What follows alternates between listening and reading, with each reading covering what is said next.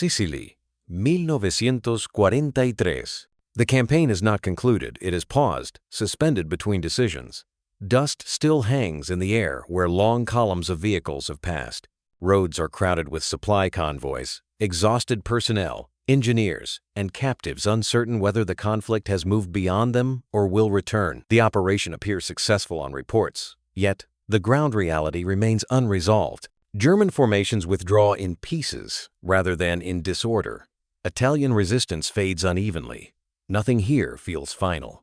Into this uncertainty arrives senior Allied leadership. Their expectations are shaped by conferences, memoranda, and months of coordination. They anticipate discipline, restraint. A modern force operating as a modern system, controlled, measured, impersonal.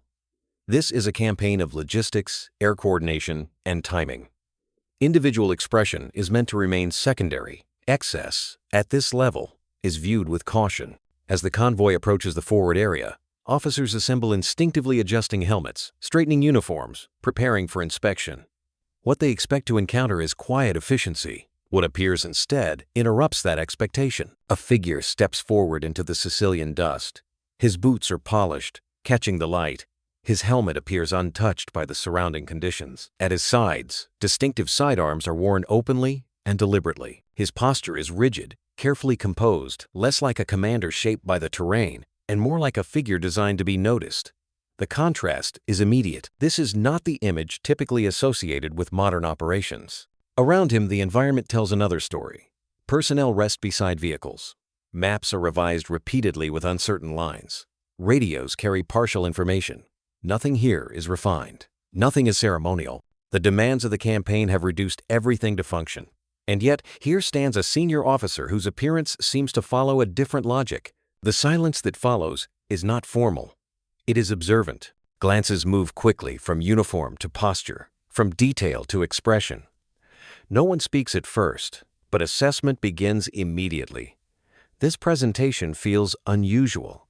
It feels disconnected. At a moment when Allied command is working to impose order on a complex situation, the image creates uncertainty. Modern leadership culture favors consistency. Senior officers are expected to merge into the structure, not stand apart from it. The first impression does not settle immediately. It lingers, unresolved, as though the mind is waiting for clarification. Men glance once, then again, uncertain whether what they are seeing aligns with expectation. In conflict, recognition is usually immediate. Rank is conveyed through restraint, tone, and bearing.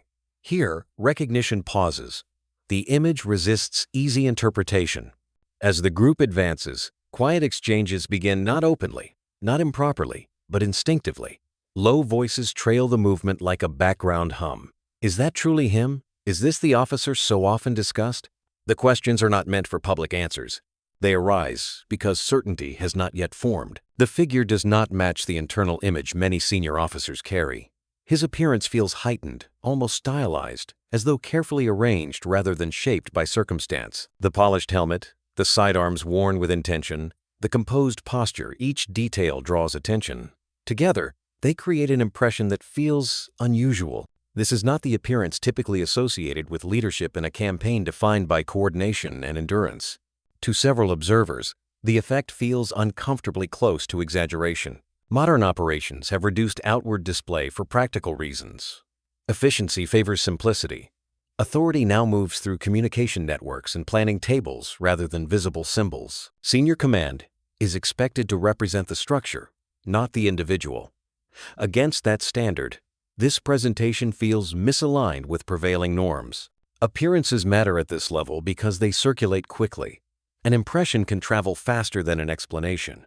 In Sicily, where the situation is still stabilizing, there is limited tolerance for elements that draw focus away from the task at hand. Every decision is weighed carefully, measured against its broader impact. And yet, attention is precisely what this moment creates.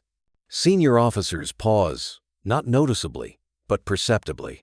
A fraction of hesitation before greeting, a slight adjustment in tone.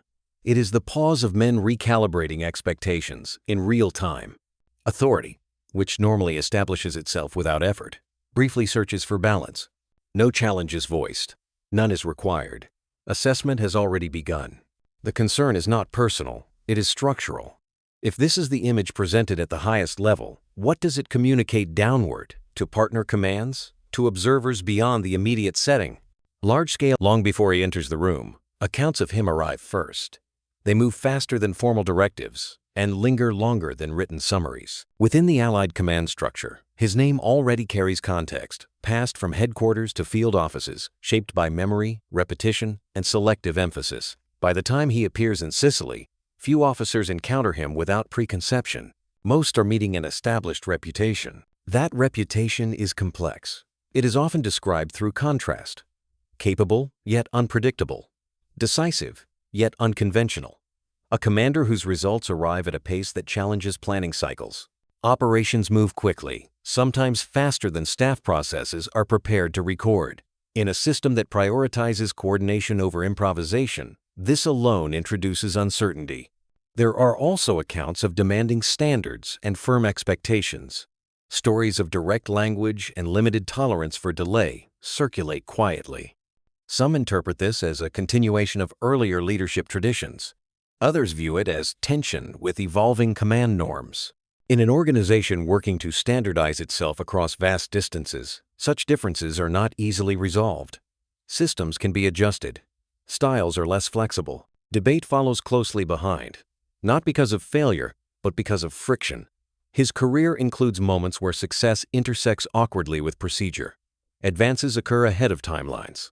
Communication is more candid than convention often prefers. Conflict is approached as a contest of momentum rather than purely as a logistical equation. Each success brings recognition, but also review questions raised by those responsible for maintaining alignment across the wider structure. What concerns senior leadership most is not the outcomes themselves, but how those outcomes reflect on the framework designed to produce them.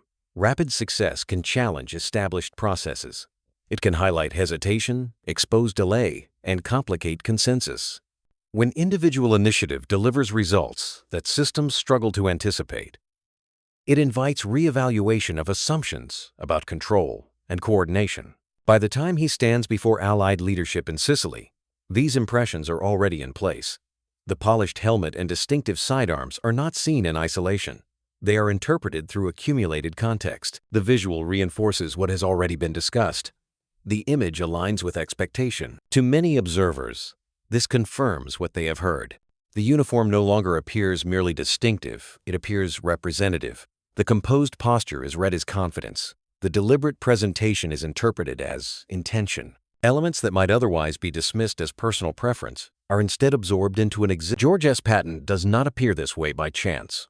Nothing about his presentation is incidental, and little is left to routine. In a conflict increasingly shaped by standardization and scale, he deliberately resists anonymity. Where others blend into uniformity, Patton treats appearance as communication. The result is not impulse, but construction. Each element is selected with intention, because each element conveys meaning. The polished helmet catches light by design. The distinctive sidearms are positioned to be noticed, not for necessity, but for symbolism. Even his posture upright, composed, deliberate, is practiced.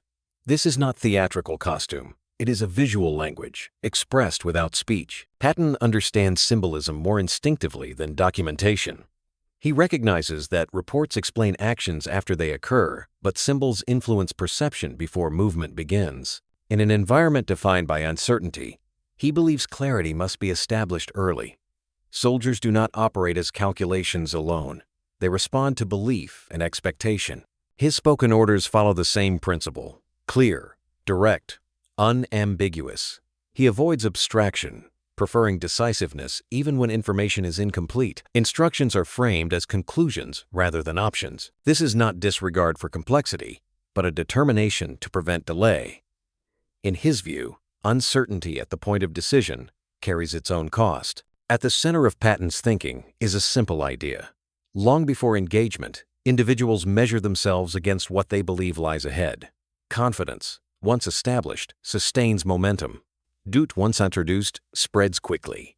His appearance is intended to address that uncertainty before it takes shape. Ordinariness, in Patton's mind, encourages caution. Caution slows movement. It invites prolonged consideration where timing matters. In a modern campaign shaped by extended supply lines and layered command, caution often becomes habitual. Patton views this not as moral weakness, but as operational exposure. What he seeks is assertiveness, not impulsiveness. Assertiveness as a mental stance, an assumption that progress is achievable unless proven otherwise. His presentation reinforces that outlook. To those who observe him, the message is immediate. Initiative is expected. What some interpret as arrogance, Patton regards as obligation. He believes a commander must carry uncertainty personally so that others do not have to. Doubt, in his view, belongs at the highest level. If his presence appears absolute, it is because hesitation below him carries consequences. Confidence, even when deliberately shaped, becomes a form of protection. This outlook places him at odds with prevailing command culture. Allied leadership increasingly emphasizes coordination and consensus. Plans are refined, synchronized, reviewed. Patton does not reject planning, he studies it carefully, but he does not elevate it above execution. Once operations begin, he favors judgment over revision. His appearance reflects that urgency. From the perspective of headquarters, the battlefield represents only one dimension of the campaign. The remainder unfolds through cables, briefings, and carefully structured summaries relayed upward through layers of authority. At this level, coordination matters as much as bravery. Predictability is valued not because it guarantees success, but because it limits unforeseen complications. Viewed from this distance, George S. Patton begins to appear less straightforward to integrate. To senior command, he seems difficult to regulate, not undisciplined, not inattentive, but operating with a degree of independence that challenges centralized oversight. His tempo is rapid, his decisions decisive, his presence hard to calibrate from afar. He does not linger in uncertainty. He advances until directed otherwise. Within a system designed to pace operations carefully, this alone prompts reconsideration. His appearance reinforces the perception. The distinctive sidearms, the composed posture, the deliberate departure from standard presentation, all of it carries implications. Headquarters interpret symbolism differently than those closer to the front. What communicates assurance to personnel in the field can appear unnecessary to planners responsible for alignment across regions.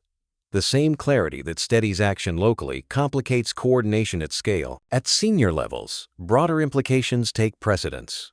Each action is viewed through the lens of partnership, diplomacy, and long-term narrative. A commander who attracts attention risks redirecting focus toward the institution itself. Outcomes achieved without complication are preferred, even when they arrive more slowly. Modern campaigns depend on synchronization. They require cooperation among services, allies, and governments with differing priorities. Variations introduce friction. Individual approaches complicate uniformity. From headquarters, Patton's operating style appears to strain the framework supporting the wider effort. Patton, by contrast, emphasizes momentum. He believes pace resolves challenges that extended deliberation cannot. While planners seek balance, he seeks resolution of uncertainty, resistance, and opportunity. These perspectives coexist uneasily. One relies on structure, the other on movement. As field reports accumulate, the difference between outcomes and interpretation becomes more noticeable. Successes are recognized, but attention shifts toward process. Discussions focus less on terrain and conditions, and more on communication and authorization. How was this coordinated? Through which channels? What implications does this carry? Confidence does not disappear abruptly. It adjusts gradually. The tone of discussion shifts. Recognition is paired with qualification. Appreciation is accompanied by restraint. He is spoken of as someone requiring careful integration rather than broad latitude. The very attributes that drive effectiveness now require monitoring. This is the balance headquarters struggles to maintain. Patton provides results the campaign benefits from, but not always in the manner the system anticipates. Progress arrives ahead of projections. What many within headquarters interpret as personal excess is, in practice, deliberate design. George S. Patton does not cultivate appearance out of impulse, nor does he mistake presentation for substance. He operates from an understanding that predates formal doctrine and extends beyond regulation. Uncertainty within command travels quickly, and when left unresolved, it shapes behavior at every level. Patton has observed formations hesitate not because capability was lacking, but because clarity was absent. A pause at senior levels becomes delay below. An uncertain tone from leadership filters downward, altering tempo and confidence. He understands that ambiguity, once introduced, spreads faster than explanation. His response is not prolonged reassurance, but decisiveness. That decisiveness is constructed with care. It is visible, consistent, and unmistakable. The uniform, the posture, the language, each element serves a purpose. Together, they address unspoken questions that arise in uncertain environments. Is progress expected? Is direction clear? Is leadership confident in the path ahead? Personnel respond instinctively to what they observe. Before assessing conditions or objectives, they assess leadership. Assurance reinforces momentum. Hesitation interrupts it. Patton ensures that when individuals look upward through the chain of command, they encounter resolution rather than deliberation. His presence communicates that key decisions have already been settled. This presentation is not intended to mislead. It is intended to stabilize. At the level Patton operates, operations are shaped as much by expectation as by movement. Early initiative often defines how engagements unfold. His appearance is designed to narrow hesitation and reinforce forward motion as the default condition. The same logic extends beyond immediate command. Patton recognizes that impressions travel quickly across opposing lines. Information may arrive slowly, but expectation forms rapidly. A reputation once established can influence reactions before details are confirmed. Opposing commanders do not always require complete information to adjust posture. Anticipation alone can prompt response. Patton is aware of this dynamic. He understands that visible confidence can amplify perceived strength, and that clarity of intent can influence reaction. In conflict, perception often shapes behavior alongside physical movement. This is where headquarters often misinterprets the intent. Senior planners evaluate the presentation internally, as though it were meant for administrative alignment. From that perspective, it appears unnecessary. From Patton's perspective, they are not the intended audience. The presentation is designed for those closest to action, not those overseeing structure. Patton accepts that this may generate misunderstanding at higher levels. He does so because he prioritizes effect at the point of execution. To him, leadership is not collective reassurance, but directional clarity. Once direction becomes at first, the effect is gradual. A shift in posture, a steadier pace, tasks completed with fewer delays. George S. Patton does not issue instructions through appearance, yet behavior begins to adjust nonetheless. Movement becomes more decisive. Timing feels compressed. The environment subtly changes. Personnel begin to operate with greater urgency, not because directives have changed, but because expectation has. Under Patton, pace feels assumed. Progress feels anticipated. Where other formations might pause to consolidate or seek confirmation, his units continue forward, relying on continuity of movement. The tone established at the top influences tempo below. This shift produces observable results. Columns extend further. Marches continue longer. Objectives are reached sooner than scheduled. Fatigue remains present, but uncertainty diminishes. Individuals do not perceive themselves as part of a restrained operation. They perceive momentum. Opposing forces take notice. Reports circulating through German channels begin to reflect heightened concern. Assessments of Patton's presence grow broader. Movements are interpreted as more extensive than they are. Limited actions are read as indications of larger intent. Where information is incomplete, assumption fills the gap. This illustrates how perception influences response. A single commander's reputation begins to affect interpretation. Reactions are shaped not only by confirmed movement, but by expectation. Defensive planning adjusts. Withdrawals occur sooner. Opportunities emerge, not from increased strength, but from altered anticipation. In conflict, reaction often shapes outcome.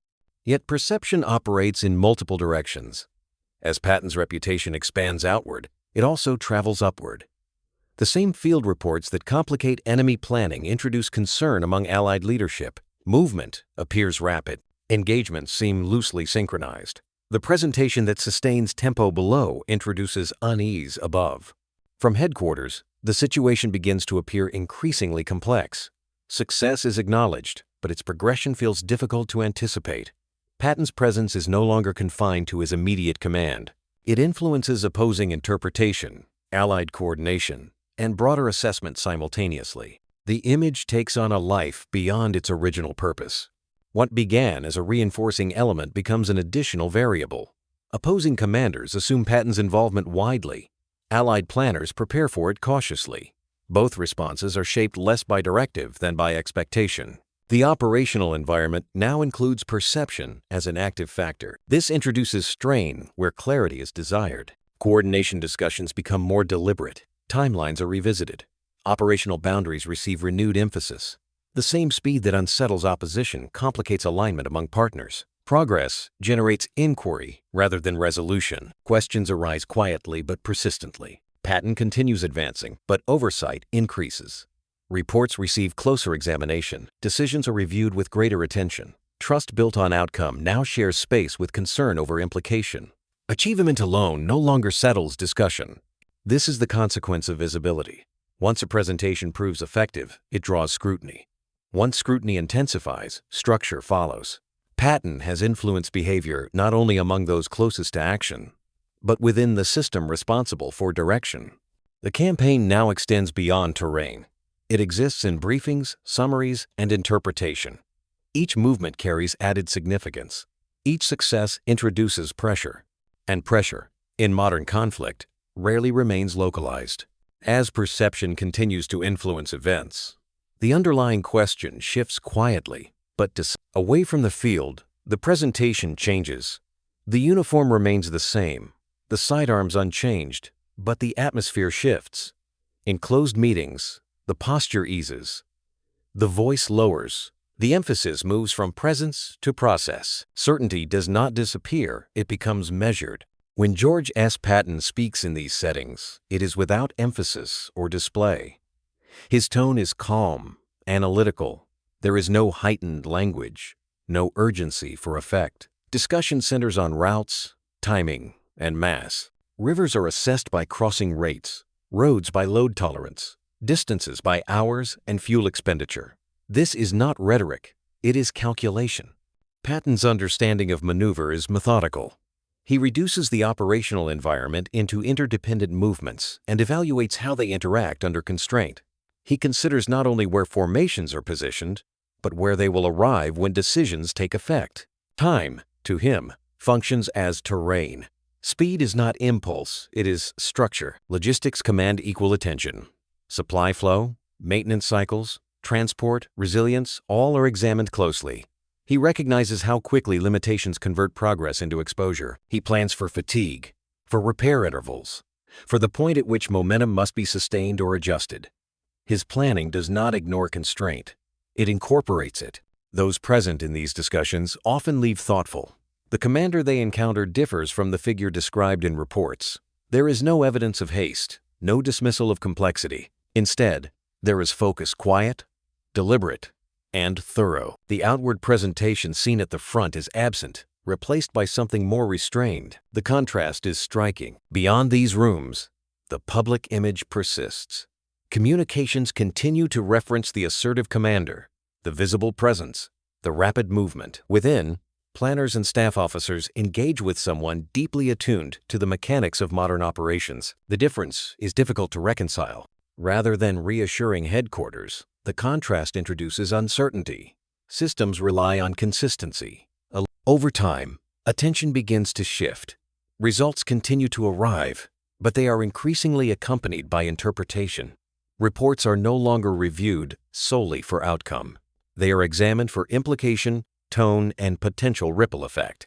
The presence surrounding George S. Patton gradually competes with the campaign itself for notice. Public reporting is among the first to reflect the change. Correspondents gravitate toward elements that can be conveyed quickly and remembered easily. Distinctive appearance is easier to capture than logistical detail. Visual markers draw focus where process requires explanation. Narrative begins to form around what can be seen. Political attention follows. In a coalition conflict, perception carries weight. Partners require reassurance. Civilian audiences require clarity. A commander who becomes closely identified with operations risks being interpreted as a symbol beyond immediate context. Even success, when framed imprecisely, can introduce uncertainty rather than confidence. Within planning circles, review becomes more cautious. Information is examined carefully, not because failure is anticipated, but because exposure is possible. Deviations, minor adjustments, and moments of friction receive greater emphasis. Tolerance narrows gradually. The shift is incremental, but meaningful. Where assertive execution was previously accepted because it delivered progress, it now draws attention because of how it appears. The central question evolves. It is no longer limited to capability, but to alignment. Predictability becomes increasingly valued. The image that once reinforced momentum now introduces concern. What had functioned as reinforcement begins to appear as complication. Certainty that steadied action locally appears inflexible when viewed from a distance. Visibility that unsettled opposition complicates coordination among partners. As focus increases, examination follows. With examination comes adjustment. Guidance arrives with added precision. Movement is reviewed more closely. Parameters are reinforced. Latitude narrows not through confrontation, but through process. There is no direct rebuke. Instead, structure tightens. This alters the character of command. Pace becomes conditional. Initiative is accompanied by explanation. Decisions are no longer assumed effective by default. They are assessed in advance. The tempo shifts not abruptly, but noticeably. Patton recognizes the pattern. He has encountered it before in limited form. Systems under strain respond by increasing regulation. What concerns him is not the presence of oversight, but its timing. Constraint arrives as momentum reaches its height. As focus intensifies, attribution changes. Progress is viewed as expected. Complications are examined closely. Distinctiveness becomes a reference point. Visibility, once advantageous, now carries responsibility. This reflects a broader tension in modern conflict. When presentation becomes the primary frame of evaluation, it begins to replace context. Actions are assessed not only by necessity, but by how they will be interpreted. Operations are conducted on multiple levels simultaneously. As tolerance continues to contract, emphasis shifts. Leadership discussions focus less on accelerating progress and more on maintaining balance. Initiative remains present, but it is moderated. The presentation remains unchanged. Its effect does not. What began as a deliberate approach now becomes a point of friction between execution and oversight. The system grows less willing to absorb the uncertainty it introduces. Regulation begins to outweigh momentum. And as scrutiny deepens, the underlying question reappears quietly but insistently. Not whether Patton can deliver results, but whether the framework surrounding him can continue to accommodate their visibility. Soon, that question will require. There comes a point in large campaigns when decisions are shaped less by immediate operations and more by equilibrium. Not an equilibrium of forces, but of confidence. By late summer 1943, Allied leadership reaches such a point. The question before them is no longer tactical, it is organizational. Discussion begins. These conversations do not take place near the front.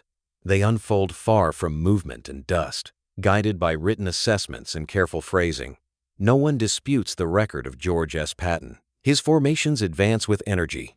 Results are measurable. Opposing forces respond consistently. Capability is not in question. Broader impact is.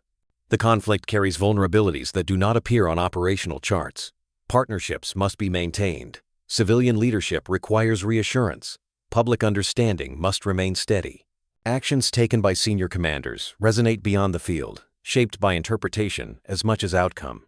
A figure who attracts attention inevitably invites examination of the structure around him. At this level, cohesion outweighs individual distinction. The Allied effort depends on coordination among leaders, nations, and doctrines with differing priorities. Even effective divergence can strain that balance. The concern is not that Patton will falter in execution, but that his visibility will require explanation beyond operational necessity. Within these discussions, language remains measured. No one speaks directly of removal. Instead, the focus is on fit, on sustainability, on whether Patton's approach can be maintained within a coalition framework that relies on steady reassurance. The matter is framed as stewardship rather than response. The implication, however, is understood. A single adjustment could alter his role, not because performance has diminished, but because it has become prominent. In modern conflict, prominence carries influence, but also responsibility. As attention increases, so does sensitivity. Leadership begins to consider whether balance, rather than acceleration, must guide the next phase. The contrast is evident. The qualities that simplify action at the front complicate deliberation at higher levels. Pace introduces uncertainty.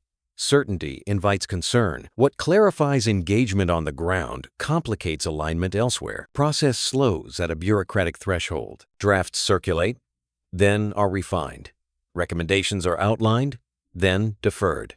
There is reluctance to alter an approach that continues to produce results. There is equal reluctance to justify change in the absence of clear necessity. Judgment remains suspended between caution and obligation.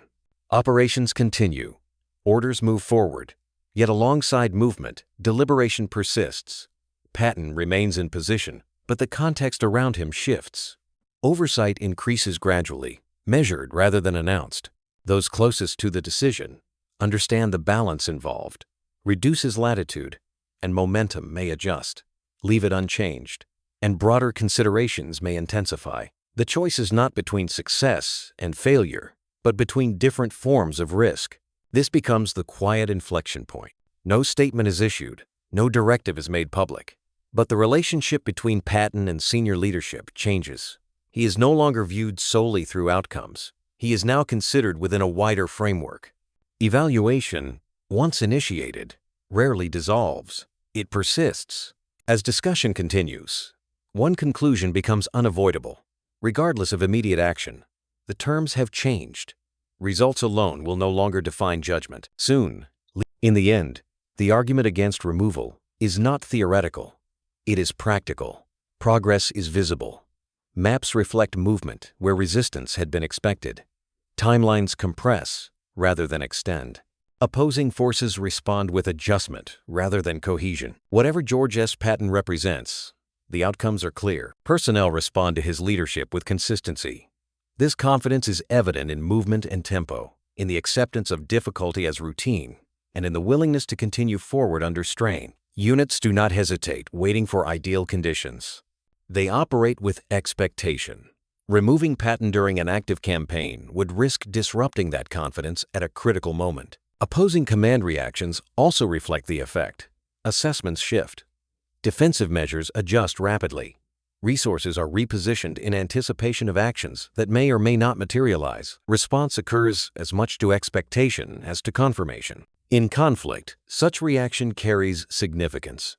Altering leadership at this stage introduces risk of deceleration.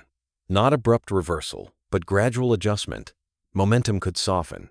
Initiative might yield to caution. Complexity would return just as conditions begin to simplify. Any successor would inherit not only authority, but uncertainty. Senior command recognizes this. The decision therefore narrows. It is not a choice between leadership and order, but between continuity and recalibration. The system must adapt around Patton, or risk losing the advantages his presence produces. Full removal would resolve certain concerns, but at a cost difficult to recover. The choice is made to adjust structure rather than assignment. No public announcement follows.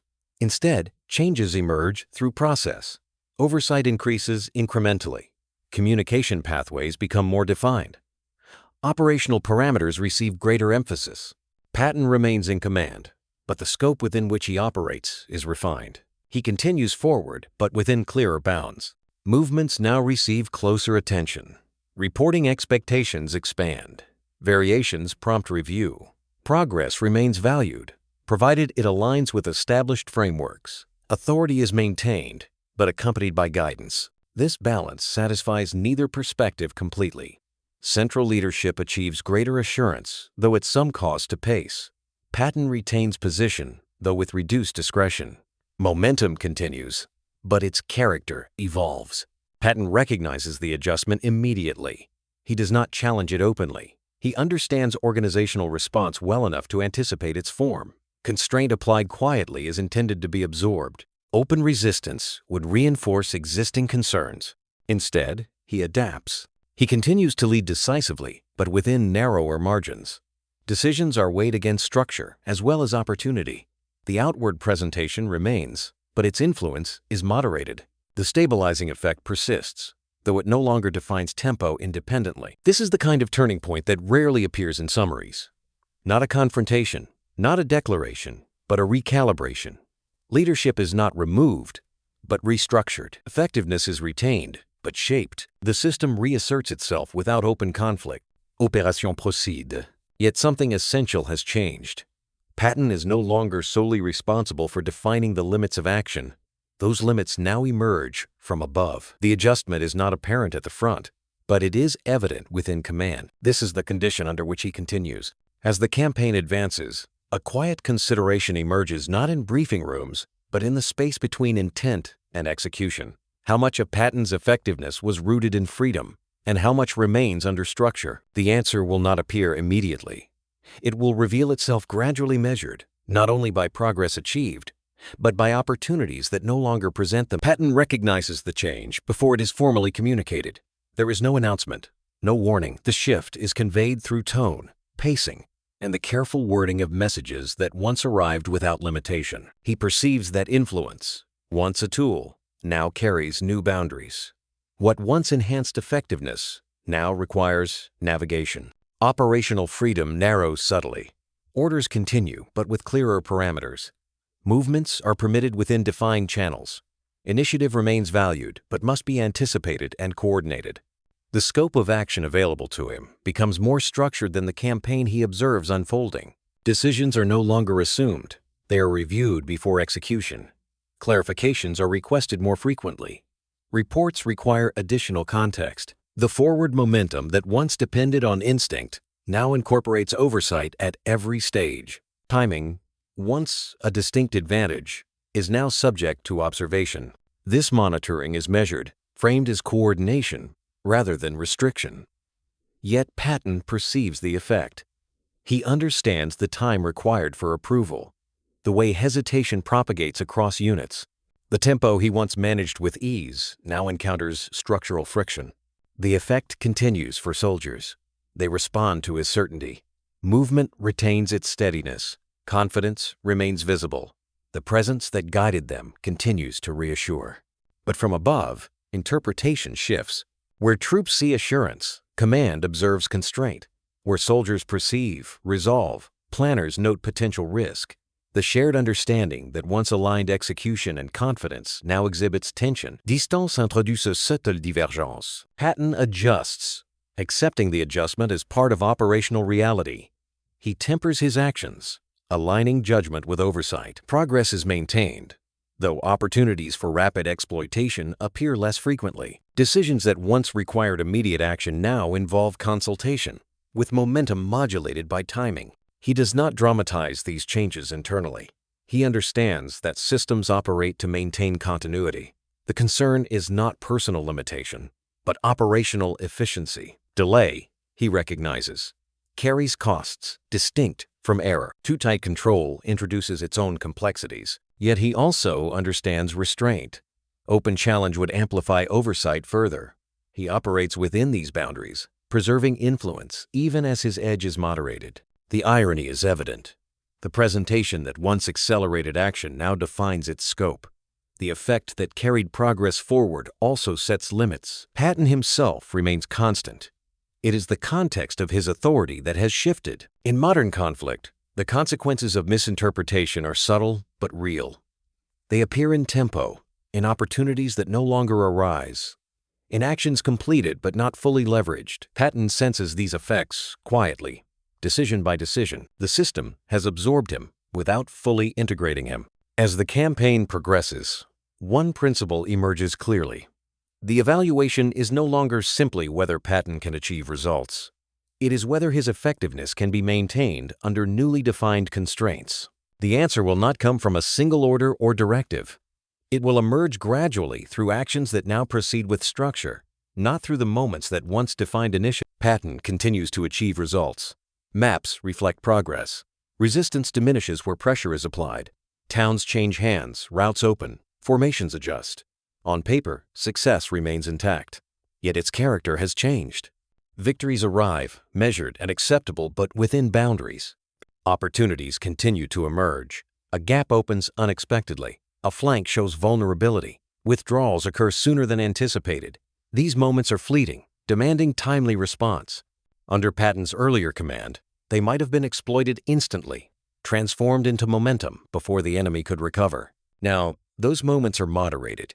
Orders are assessed in relation to procedure. Movement is considered in terms of coordination rather than immediate advantage. By the time confirmation arrives, openings have narrowed, flanks have strengthened, and withdrawals have been organized. Opportunities do not vanish dramatically, they simply fade. Tempo is regulated. This moderation is subtle, embedded in systems designed for consistency. The campaign continues, yet its pace is shaped by process. Patton may advance, but surges are limited. Engagement is possible, but exploitation is structured. Instinct, once a primary asset, now functions alongside procedure. The system accommodates him without fully integrating him. Patton is no longer an extraordinary variable to be feared, nor a tool to be unleashed. He becomes managed, effective, yet contained. His presence retains influence, but it no longer defines the rhythm of operations. The machinery of command adjusts around him, diminishing the capacity for disruption. Progress continues, but at a measured pace. This moderation is difficult to quantify. It does not appear in after-action reports. It is visible in the absence of collapse, where disorder might once have occurred, in opposing units that retreat in organized fashion rather than dissolve, in campaigns that extend longer than they might have. What might have happened begins to fade not as loss, but as opportunity untested. Patton observes this clearly. He does not dwell on hypotheticals. War rewards action, not nostalgia. But he understands the cost of measured command better than those imposing it. He knows modern war is designed to reward systems, not personalities. It depends on coordination across distances unimaginable in earlier conflicts. Decisions flow through layers of command, filtered by doctrine, logistics, and political necessity. Success is meant to be repeatable, predictable, and controllable. The individual, in this structure, is expected to serve the system, not define it. Yet systems, for all their reach, depend on exceptional individuals to function under pressure. This contradiction sits at the heart of modern command, and Patton exposes it more clearly than most. He does not reject the system.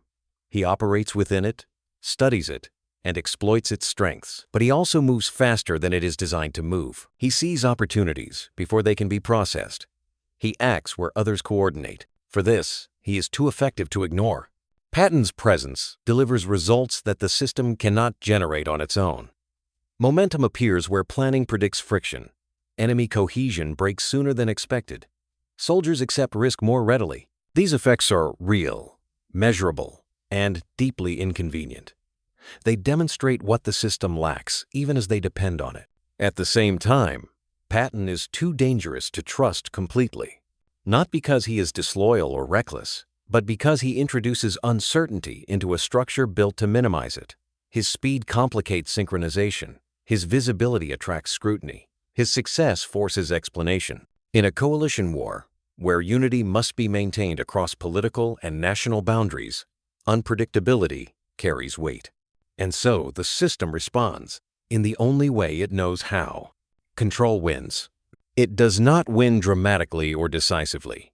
It wins incrementally, through oversight, through procedure, through the quiet assertion that no individual, however effective, can be allowed to operate beyond regulation. The system asserts its primacy not by removing Patton, but by containing him. This containment preserves stability, but it extracts a cost.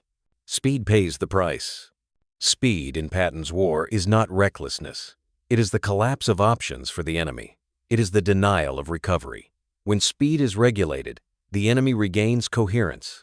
Resistance becomes organized. War becomes prolonged. The irony is that modern command recognizes this truth in theory. Doctrines speak of initiative and exploitation. Training emphasizes tempo.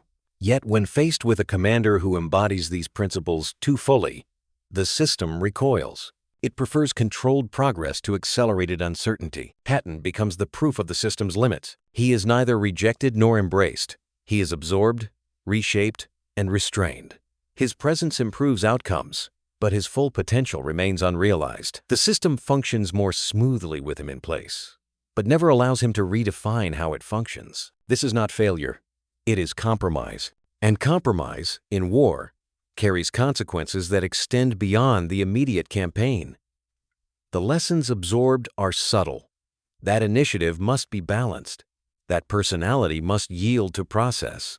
That exceptionalism is tolerated only within bounds. Future commanders will study Patton's victories, but also his constraints. They will learn not just how he fought, but how he was managed. The system evolves, but cautiously, preserving control over speed. The irony endures. Modern war requires individuals capable of seeing beyond plans, yet cannot fully trust them to act on that vision.